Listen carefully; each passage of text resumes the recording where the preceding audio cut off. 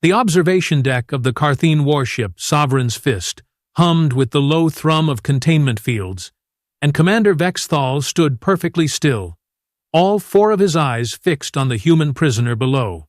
She wasn't much to look at, honestly. Small, fragile-looking.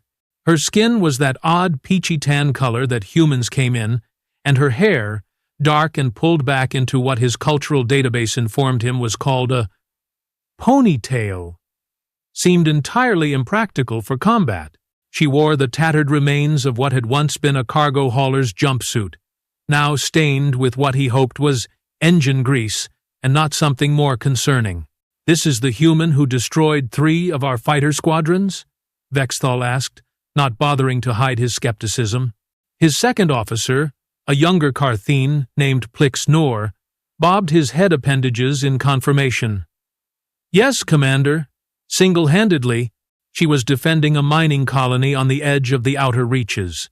We lost 47 fighters before we managed to disable her ship and take her alive." Vexthal's mandibles clicked together in thought. 47 fighters, against 1 cargo hauler. The math didn't make sense, and he'd always been good at math. "And her weapon?" he asked. "Confiscated. It's in the examination lab. Chief Analyst Drenkar is looking at it now." The human, whose name the computer had identified as Emma Caldwell, age 32, registered cargo pilot, sat cross-legged on the floor of her containment cell. She didn't pace, didn't test the barriers, didn't even seem particularly worried. She just sat there, humming something under her breath, and occasionally examining her fingernails like she was waiting for a particularly boring appointment to begin. It was unnerving. Vexthal had captured hundreds of beings from dozens of species over his 20-year military career. They all had patterns. The aggressive ones attacked the barriers immediately. The frightened ones cowered. The clever ones probed for weaknesses while pretending to do something else. But this human? She just existed, calmly. Like being captured by a hostile alien warship was only mildly inconvenient. He pressed the communication pad. "Chief Analyst, report on the human weapon." A pause. Then Drenkar's voice crackled through, sounding confused. "Commander, I've completed the initial scan. This isn't a weapon." Vexthal felt his primary stomach clench. "Explain." "It's well, the human database calls it a pipe wrench. It's a tool for tightening and loosening cylindrical fasteners in fluid transfer systems. There's no energy signature, no projectile mechanism, no plasma generation capability. It's literally just a piece of shaped metal with a movable jaw." The commander stared down at the human, who had stopped humming, and was now looking directly at him through the transparent barrier. She smiled, actually smiled, and waved. "That's impossible," Vexthal said. "She destroyed 47 fighters with a plumbing tool? The damage reports are consistent with impact trauma," Plix Nor offered helpfully. She threw it. Multiple times, with extreme accuracy. Our pilots report that she would throw it, retrieve it when it ricocheted off one target, and throw it again at another. The velocity readings were impossible for a being of her mass and musculature, but the evidence doesn't lie. Vexthal felt a headache forming behind his third eye. "I need to speak with her." "Commander, is that wise? We don't know what—" "Now, Plix Nor." The containment field shimmered as Vexthal stepped through, keeping his hand near his plasma pistol. The human watched him approach, that same small smile playing at the corners of her mouth. "Commander Vexthal, I presume?" she said in perfectly fluent Kartheen. "Your universal translator works pretty well, but I picked up your language from the mining colony's database. Hope you don't mind. You learned Kartheen in the 3 hours since we captured. You?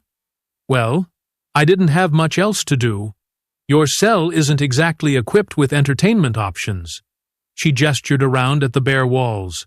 No holovids, no books, not even a deck of cards. Very disappointing hospitality, if I'm being honest. Vexthal's mandibles clicked in irritation. "You destroyed 47 of my fighters. Technically, I only destroyed 39. 8 of them crashed into each other trying to avoid me. That's not really my fault, is it? I mean, you guys should probably work on your formation flying. Very sloppy. With a pipe wrench. Depends who's holding it. Her smile widened. In the right hands, Commander, anything can be a weapon. A fork. A coffee mug. A particularly aggressive houseplant. Once killed a guy with a shoe, but that's a story for another time. Vexthal felt his secondary stomach joining his primary in a slow, uncomfortable churn. You're remarkably calm for someone in your position. Emma shrugged. What position is that exactly? See, from where I'm sitting, you've got a problem. You attacked a civilian mining colony, which is a violation of about 15 different interstellar treaties. You destroyed my ship, which I just finished paying off, by the way. Very annoying. And you kidnapped me, which is illegal in literally every system I can think of. We are at war with the human territories. No, you declared war on the human territories about 6 hours ago, which means when you attacked that colony, you were committing piracy and kidnapping, and probably a bunch of other crimes that I'm too tired to remember right now. She yawned, covering her mouth with her hand. Point is, you're in way more trouble than I am. This was not going the way Vexthal had planned. You are my prisoner, for now. Emma stood up, stretching her arms over her head. She was even smaller standing up, barely reaching his lower chest. But here's the thing about humans that you probably should have researched before starting this. War. We're really, really good at 3 things. Adapting, improvising, and absolutely refusing to know when we're beaten. I have 50,000 soldiers on this ship, and I'm one unarmed cargo pilot with a really bad attitude, and nothing to lose. She took a step closer to him, and Vexthal found himself taking an involuntary step back. So here's what's going to happen. You're going to give me back my wrench. You're going to provide me with a shuttle. And you're going to get the hell away from that mining colony and every other human settlement in this sector. Or what? Her smile vanished. The change was instant and complete, like someone had flipped a switch. Her eyes, which had been warm and slightly amused, went flat and cold. When she spoke, her voice was quiet, almost gentle, which somehow made it infinitely more threatening. Or, I'm going to show you exactly why humanity climbed its way to the top of the food chain on a death world you wouldn't survive 10 minutes on. And, Commander, you really, really don't want that demonstration. The observation deck's proximity alarm chose that moment to blare. Plixnor's voice crackled through the communication system, high and panicked. Commander, we have multiple contacts entering the system. Human warships. At least 20 of them. And they're big, sir. Vexthal spun toward the exit, then back to Emma, who had her arms crossed, and that infuriating smile back on her face. Oh, did I forget to mention? That mining colony you attacked? It's where the human Third Fleet does its supply runs.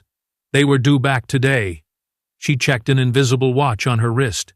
Actually, they're right on time. Very punctual. The Third Fleet. This is a trap. This is you making a really stupid decision and me having to wait for the cavalry to show up.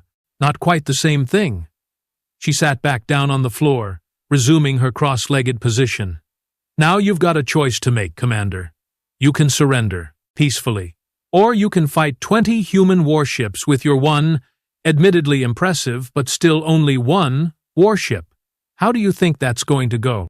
Vexthal's mandibles ground together as he processed the situation. Through the transparent hull plating, he could see the flashes of ships dropping out of hyperspace. 20 ships.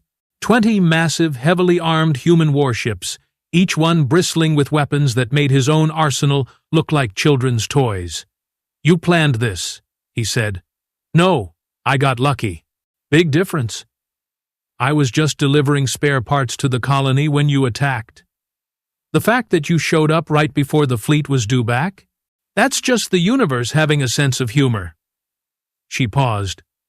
Although, I have to say, I'm a little disappointed. I was kind of hoping to escape on my own. Would have been a great story. Cargo pilot escapes alien warship using only her wits and a pipe wrench. That would have gotten me free drinks at every port in the sector. The communication system crackled again. Commander, the human ships are hailing us. They're demanding we surrender and release their pilot immediately. Tell them we'll destroy her if they don't withdraw. Emma laughed. Actually laughed. Oh, please do. Please tell Admiral Martinez that you'll kill me if she doesn't back off. I want to hear what she says. She's my aunt, by the way. Very protective. Also very fond of creative violence. Gets it from her mother's side of the family. I get it from my father's side, so it's a whole thing. Vexthal stared at her. Your aunt is the Admiral of the Third Fleet? Yep. Aunt Rosa. She's going to be so mad that you destroyed my ship. She helped me pick it out. Spent 3 months finding the perfect cargo hauler, and you just vaporized it. She's probably composing very strongly worded threats right now.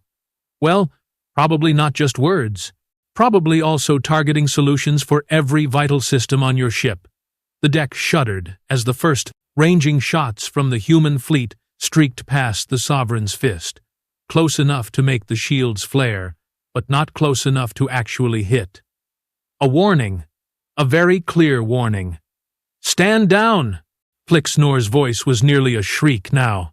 Commander! They're locking weapons! All 20 ships! We can't possibly... I'm thinking! Vexthal roared back. He looked down at the human, who was examining her fingernails again. If I release you, when you release me, when I release you, will your aunt call off the attack? Emma tilted her head, considering. Depends. Are you going to apologize? Apologize? Yeah, you know. Say you're sorry for destroying my ship, attacking a civilian colony, kidnapping me, and generally being a massive pain in my ass. It's the polite thing to do. Vexthal's primary and secondary stomachs were now in open rebellion against the rest of his internal organs. His tertiary stomach was considering joining them. Fine, I apologize. Don't really feel the sincerity there, Commander, but I'll take it. She stood up again, brushing imaginary dust off her jumpsuit. Okay, here's what's going to happen. You're going to have someone escort me to your shuttle bay. You're going to give me back my wrench. You're going to load that shuttle with enough supplies for a 2-week journey, because I don't trust you not to strand me in deep space. And then you're going to leave this system and never, ever come back. And if I refuse? Emma's smile returned, but it didn't reach her eyes.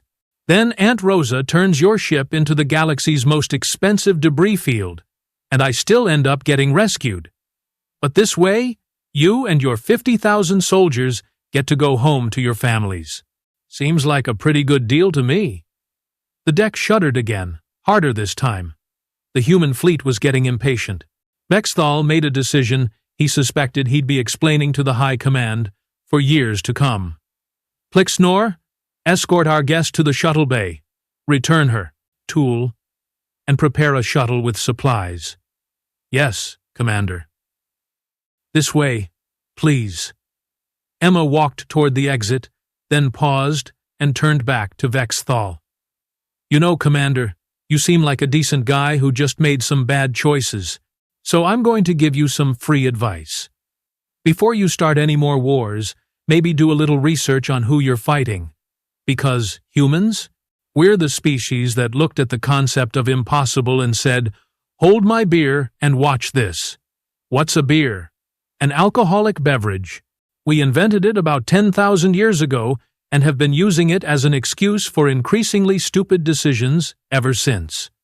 She grinned. Also, we're the species that domesticated wolves into dogs just because we thought they were cute. We turned apex predators into pets. Think about what that says about us.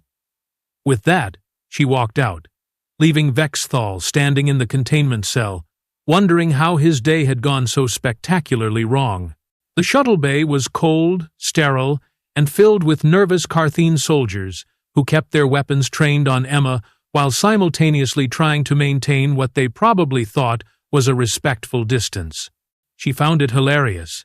Here she was, one human in a torn jumpsuit, surrounded by dozens of armed aliens, and they looked like they expected her to spontaneously combust or grow an extra head. Plixnor handed her the pipe wrench with the kind of careful reverence usually reserved for handling live explosives. "Your implement." Emma hefted it, feeling the familiar weight settle into her palm. The wrench was old, covered in scratches and dents from years of use. Her father had given it to her when she'd gotten her pilot's license. "Take care of your tools," he'd said, "and they'll take care of you." He'd been talking about maintenance equipment, but the principle applied pretty universally. "Thanks." She tucked it into the loop on her belt. "So, which shuttle am I taking?" Plixnor gestured with two of his appendages toward a small craft in the corner. It looked decent enough, probably designed for short-range reconnaissance. "That one has been fueled and stocked, according to your specifications. The Admiral has agreed to hold fire until you're clear of our vessel. See? Cooperation. Isn't this nicer than all that shooting and dying?" Emma walked toward the shuttle, then stopped. Something had been nagging at her since the conversation with Vexthal. "Hey, can I ask you something?" The young officer's eye stalks twitched nervously. "I suppose." "Why did you attack that colony? I mean, really. What's the actual reason your people declared war on humanity?" Plixnor's mandibles clicked together in a pattern Emma's newly acquired language skills identified as embarrassment. "The High Command believes humanity is expanding too quickly into territories we consider ours. They fear that in another generation, humans will outnumber Kartheens in the outer systems. So this is about territory and population growth." "Essentially, yes," Emma sighed. "You know what would have been easier than starting a war? Talking, maybe setting up some treaties, establishing borders, working out trade agreements. Stuff that doesn't involve blowing each other up. The High Command doesn't believe humans would negotiate in good faith. Well, the High Command is run by idiots then." She saw several soldiers tense at that comment. "No offense to you personally. You seem nice. But starting a war because you're afraid someone might become more successful than you? That's the kind of thinking that gets entire civilizations wiped out." Before Plixnor could respond, the shuttle bay doors opened and Commander Vexthal strode in, looking like he'd aged about 10 years in the last 20 minutes. Behind him walked another Kartheen, this one wearing the elaborate ceremonial armor that Emma's crash. Course, in Kartheen culture, identified as belonging to a High Counselor. "Oh, this was going to be interesting. Human," the Counselor said, his voice dripping with disdain. "I am High Counselor Trentvax. I have been monitoring this situation, and I must say, your threats do not intimidate me." Emma raised an eyebrow. "Wasn't trying to intimidate anyone, just trying to leave without anyone else dying. But hey, if you want to escalate things, I'm sure my aunt would love to have this conversation with you. She's much better at the whole threatening thing than I am. Your aunt commands 20 ships. The Kartheen Empire has 10,000. Yep, and every single one of them is at least 5 years behind human technology. We've got shield harmonics you haven't figured out yet, weapons systems your best scientists couldn't replicate, and navigation computers that make yours look like they're powered by hamsters on wheels." She paused. "Do you have hamsters? Small, furry rodents? No? Well, anyway, the point stands." Trentvax's skin flushed a deep purple, which Emma was pretty sure indicated anger. "You dare mock the might of the Kartheen Empire? I'm not mocking anything. I'm stating facts. Look, Counselor, I get it. You're used to being the big, scary military power in this region. But humanity didn't get where we are by backing down from bullies." She crossed her arms. "Want to know how we survived long enough to reach the stars? Enlighten me. We came from a planet that tried to kill us every single day. Predators that could tear us apart. Diseases that wiped out entire populations. Weather that could freeze or roast us in hours. Volcanoes, earthquakes, floods, droughts. Our own planet was actively hostile, and we not only survived, we thrived. Emma took a step closer to the counselor. We learned to make weapons out of rocks. We learned to make fire out of sticks. We learned to turn every single disadvantage into an advantage.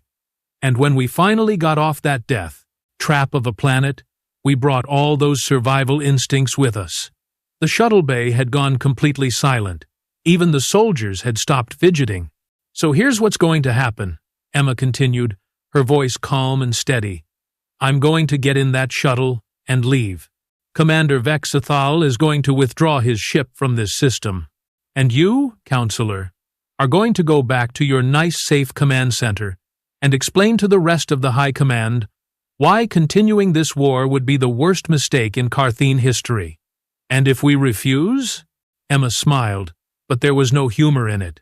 Then humanity will do what we've always done when someone tries to wipe us out. We'll fight back. And we won't stop until every single threat to our survival is eliminated. Not because we're cruel or because we enjoy violence, but because 10,000 years of evolution on the worst planet in the galaxy taught us one very simple lesson. You either adapt and overcome, or you die. We chose to adapt. Trentvax stared at her for a long moment. Then, surprisingly, he laughed. It was a harsh, barking sound that made several of the soldiers jump. You are either the bravest being I've ever met, or the most foolish. Probably a bit of both, if I'm being honest. Emma shrugged.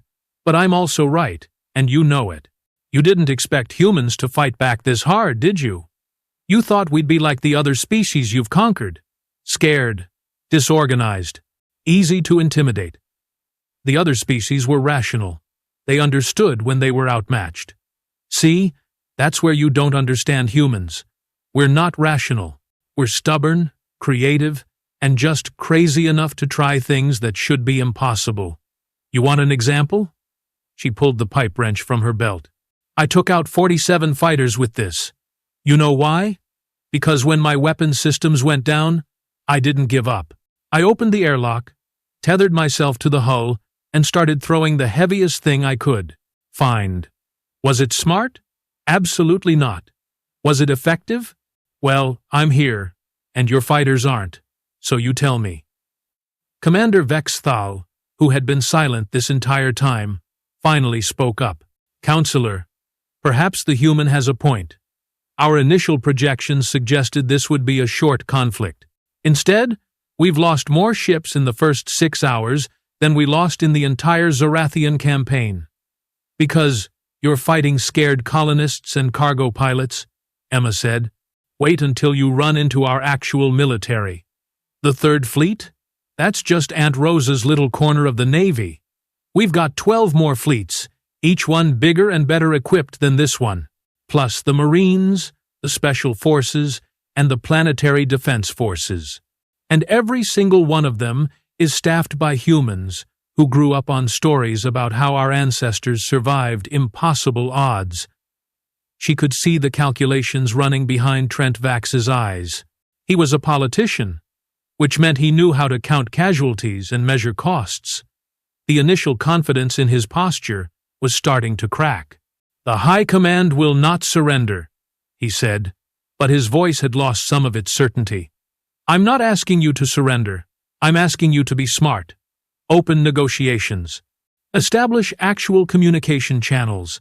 Figure out a way to coexist that doesn't involve mutual annihilation. Emma softened her voice slightly. Look, I've been to Kartheen colonies. I've met your people. Most of them are decent, hard-working folks just trying to live their lives, same as humans. This war isn't going to benefit anyone except the weapons manufacturers and the politicians who need a distraction from their domestic problems. Plixnor made a small noise that might have been agreement. Vexthal's mandibles clicked in what Emma was starting to recognize as thoughtfulness. Trentvax looked around the shuttle bay, seeing his own people's reactions. Finally, he sighed, a long whistling sound through his respiratory slits. You may be right, human, But the decision is not mine alone to make. Then go make it with the other counselors. Have a nice long chat about whether continuing this war is really worth potentially losing everything. Emma headed toward the shuttle. In the meantime, I'm going home. I need to file an insurance claim on my ship, and that paperwork is going to be a nightmare. She was halfway up the shuttle ramp when Vexthal called out, "Human! Emma Caldwell!" She turned back. "Yeah? How did you really destroy those fighters?" The velocity calculations don't match what should be physically possible for someone of your size and strength. Emma grinned. "Adrenaline, Commander. When humans get scared or angry enough, our bodies dump a bunch of chemicals into our bloodstream that temporarily make us stronger, faster, and more capable than we should be. We call it the fight or flight response. Our ancestors used it to run from predators or fight off attackers. I used it to turn a pipe wrench into a kinetic missile. That seems inefficient and dangerous." "Oh, it absolutely is. I'm going to be sore for a week, and I probably did some minor damage to my cardiovascular system. But I'm alive, and your fighters are scrap metal, so I'd say it worked out pretty well." She paused. "That's another thing about humans, Commander. We're willing to break ourselves if it means surviving. Our bodies are basically held together with duct tape and sheer determination, but we keep pushing forward anyway." "What's duct tape?"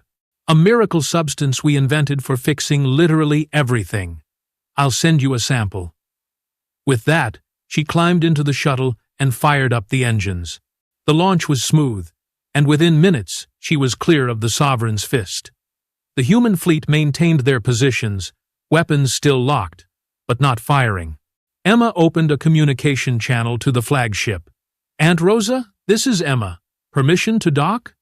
The response came immediately, and her aunt's voice was equal parts relieved and furious. "Emma Caldwell, when you get on this ship, I'm going to hug you and then I'm going to kill you. What were you thinking? Taking on an entire squadron with a pipe wrench? In my defense, they blew up my weapons first. The wrench was Plan B. We're having a very long conversation about your life choices when you get here. Dock in Bay 7. And Emma? Good job. Really. Your father would be proud." Emma felt a lump form in her throat at the mention of her father. He died 3 years ago, engine failure on a routine supply run. "Thanks, Aunt Rosa." As she guided the shuttle toward the flagship, Emma looked back at the Kartheen warship. It was already turning, preparing to jump away. Whether Trentvax would actually push for peace talks or not remained to be seen, but at least she'd planted the seed. Sometimes that was all you could do. Her communication console beeped. Incoming message from the Sovereign's fist. Text only. She opened it. "Thank you for your restraint and wisdom. Perhaps there is hope for peace after all. Also, I am very glad I did not have to fight you with that wrench. Safe travels, Emma Caldwell. Commander Vexthal." Emma laughed and typed back a response. "Safe travels to you too, Commander. Tell the High Command to call us. We'll talk. And hey, if you're ever in human space and need a cargo delivery, look me up. I give discounts to former enemies. Emma." The shuttle slipped into the docking bay of the flagship, and Emma powered down the engines. Through the viewport, she could see Aunt Rosa waiting, hands on her hips, trying to look stern, and failing miserably because the relief on her face was too obvious. Emma grabbed her pipe wrench, gave it an affectionate pat, and headed down the ramp. "So," Aunt Rosa said, as Emma approached, 47 fighters. Technically, 39. The other 8 were operator error on their part. With a pipe wrench. It's a very good pipe wrench. Aunt Rosa pulled her into a bone-crushing hug.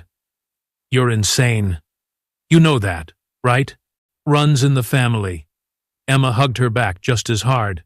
"Did you really think I couldn't handle one little warship? I think you're going to give me a heart attack one of these days." Aunt Rosa pulled back, holding Emma at arm's length and looking her over. "Are you hurt?" "Bruised ego from getting my ship blown up. Otherwise, fine. We'll get you a new ship. Better one. The Admiral's eyes narrowed. What did you say to them?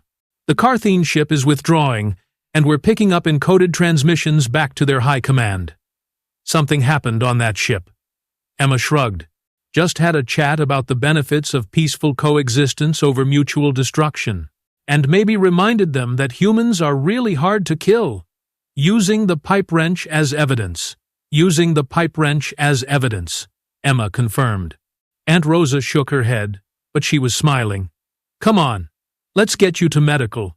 Then we'll file that insurance claim.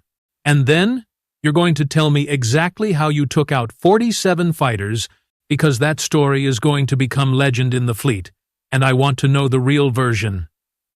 As they walked through the corridors of the flagship, passing crew members who stared and whispered and pointed, Emma reflected on the strange turn her day had taken. She'd started out just trying to deliver some spare parts. Now she was potentially responsible for ending a war before it really began. Not bad for a cargo pilot with a pipe wrench. Behind them, through the viewports, the Kartheen warship flickered and vanished into hyperspace. In a few days, maybe weeks, human and Kartheen diplomats would sit down at a table and start working out the details of peace. Or maybe they wouldn't, and the war would continue. Either way, Emma Caldwell had done her part. She'd shown the Kartheens that humans weren't going to be easy prey, that sometimes the scariest weapon wasn't the one with the most firepower, but the one wielded by someone with nothing to lose and everything to fight for. And if that weapon happened to be a pipe wrench, well, that just made for a better story. Aunt Rosa glanced at the wrench still hanging from Emma's belt. You're keeping that, aren't you? I'm getting it mounted and displayed. Emma patted it fondly. Besides, Dad always said to take care of your tools. I figure I owe this one at least that much. Your father, Aunt Rosa said softly, would have been laughing his head off at this entire situation. Yeah, Emma agreed. Yeah, he would have. They reached the medical bay, and Emma submitted to a quick examination that confirmed what she already knew. She was fine, just tired and sore. The doctor recommended rest, which Emma fully intended to ignore in favor of filling out insurance paperwork and writing up an incident report that would probably become required reading at the Naval Academy. Later, much later, after the reports were filed and the statements were given, and Emma finally had a chance to collapse into a bunk, she lay awake thinking about Commander Vexthal and High Counselor Trentvax and all those nervous soldiers in the shuttle bay. They'd been so certain of their superiority, so confident that humanity would fold under pressure. They'd learned the hard way what every species that had ever underestimated humans eventually learned. Humanity's greatest strength wasn't their technology, or their numbers, or their weapons. It was their absolute refusal to accept defeat. Emma smiled in the darkness, her pipe wrench resting on the table beside her bunk.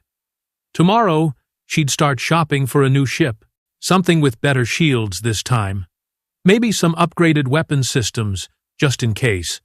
Because while peace was great and diplomacy was important, Emma Caldwell was still a human, and humans always prepared for the next challenge, even if that challenge required nothing more than a good tool and the willingness to use it.